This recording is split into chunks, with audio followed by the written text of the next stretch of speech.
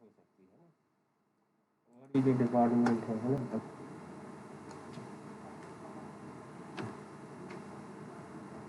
प्रिय बच्चों, आज मैं आपको कक्षा 11वीं का इतिहास समय की शुरुआत से पूर्व पृथ्वी पर ऐसे प्राणियों का प्रादुर्भाव हुआ जिन्हें हम मानव कह सकते हैं।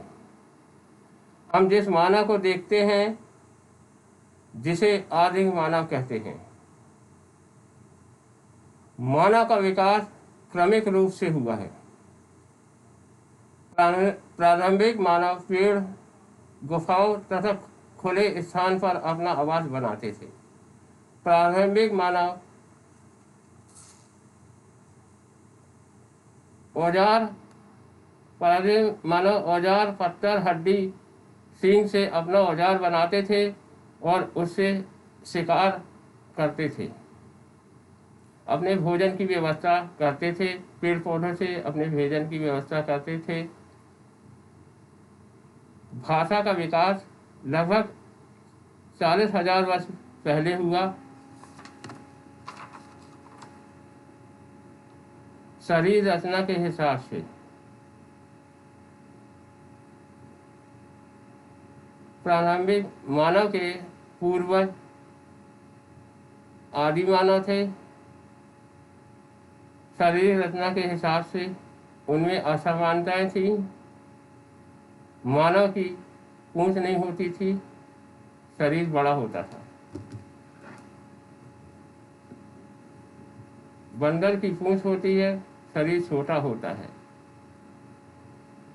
प्रारंभिक मानव का विकास क्रमशः धीरे होता गया। उनमें कुछ समानताएं और असमानताएं पाई जाती हैं। हमारे वैज्ञानिकों ने जो लाखों वर्ष पहले जो जीवाश्म मिले उससे उन्होंने अध्ययन किया और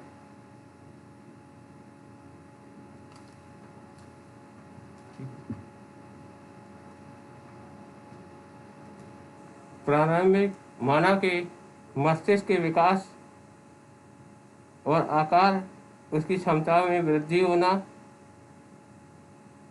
उनके मस्तिष्क में विकास हुआ, भाषा का विकास हुआ। तो उन्होंने अपने जीवन यापन के लिए, औजारों के प्रयोग के लिए, बच्चों और सामान को ले जाने के लिए मानव के हाथों मुक्त होना, मानव का सीधे खड़े होकर चलना, आंखों की निगरानी, भोजन और शिकार की तलाश में लंबी दूरी तय करना। औजारों के निर्माण से किन प्रक्रियाओं को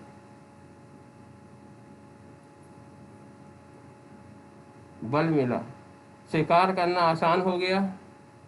औजारों के माध्यम से मांस को साफ करने, उसे सुखाकर सुरक्षित रखा जाने लगा। हथियारों तथा औजारों के निर्माण से समुद्र जानवरों का पकड़ा जाना, उनके रोएदार खाल का कपड़े की तरह प्रयोग होने लगा। हड्डी, सींग, हाथीदार या लकड़ी पर नक्शाकशी करना, पुरेना अब संभव हो गया। मानव तथा वानर के बीच व्यवहारिक तथा शरीर रचना के आधार पर कुछ असमानताएं पाई जाती हैं और कुछ समानताएं पाई जाती हैं। मानव प्रजनन द्वारा अपने जैसी संतान पैदा करते हैं। मानव लंबी दूरी तक चल सकता है। मनुष्य पेड़ों पर चढ़ सकता है। मानव समाज में माताएं अपने बच्चों को अपना स्तनपान कराकर दूध पिलाती हैं। माताओं में अपने बच्चों के प्रति प्रेम तथा ममता होती है। वानर भी ऐसा ही करते हैं। वानर भी लंबी दूरी तक चल सकते हैं। वानर भी पेड़ों पर चढ़ सकता है। मादा वानर भी अपने बच्चों को स्तनपान कराकर दूध पिलाते हैं। मादा वानरों में भी ममता तथा प्रेम अपने बच्चों के प्रति होता है। मानव सीधे खड़ा होकर दो पैरों पर चलता है। मानव औजार तथा हथियार बनाता है। मानव खेती करके अपने भोजन के लिए अनाज उगाता है। वानर झुककर 4 पैरों पर चलता है। वानर औजार तथा हथियार नहीं बनाता, वानर ऐसा नहीं करता। मानव रीढ़धारी है। मानव मादा मानव के स्तन होते हैं। मानव चौपाया होता है, उसके 2 हाथ तथा 2 पैर होते हैं। वानर भी रीढ़धारी होता है। मादा वानर के भी स्तन होते हैं। वानर भी चौपाया होता है।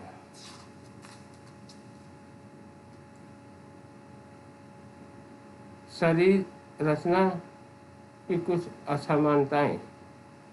मानव के पूंछ नहीं होती है।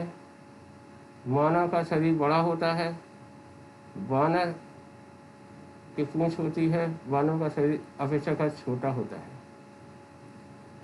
आधुनिक मानव का उद्भव कहाँ हुआ और इसकी उत्पत्ति का केंद्र कहाँ था, आज भी इसकी खोज करना जटिल समस्या है। इस प्रश्न का आज भी विवाद चल रहा है, किंतु इस समस्या के लगभग समाधान हेतु 2 मत सामने आए हैं। पहला है प्रतिस्थापन मॉडल। प्रतिस्थापन मॉडल के अनुसार मनुष्य की उत्पत्ति एक ही स्थान पर अर्थात अफ्रीका में हुई थी। वहाँ से धीरे धीरे विश्व के अन्य देशों में फैला है। आदिम मानव के जीवाश्म इथियोपिया में मिले हैं। वे इस मत का समर्थन करते हैं। इस मत का समर्थन करने वालों ने निम्न विचार व्यक्त किए हैं।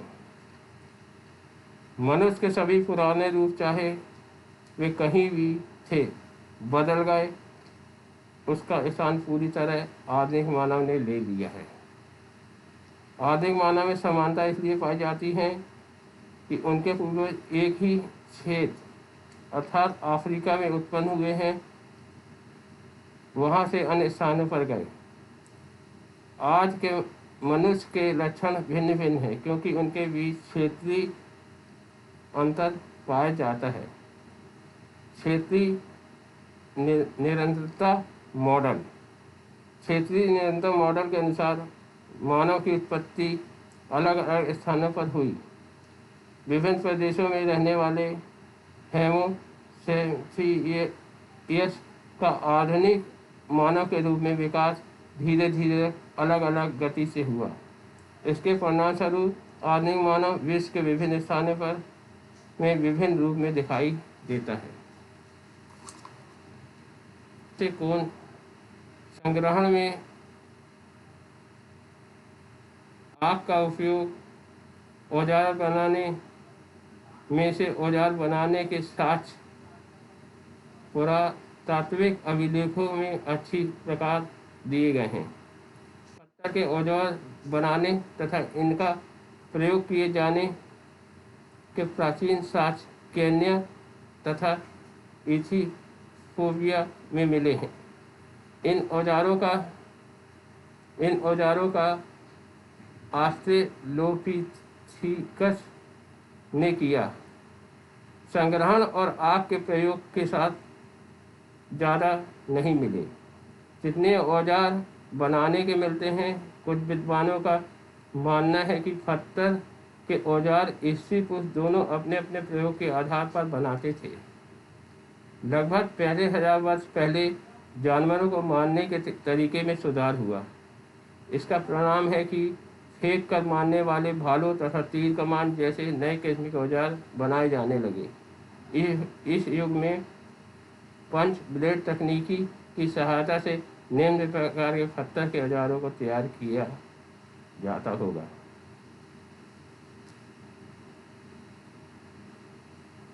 तैयार बनाने के लिए पंच ब्लेड तकनीक क्या है, इसके बारे में आपको बताता हूँ।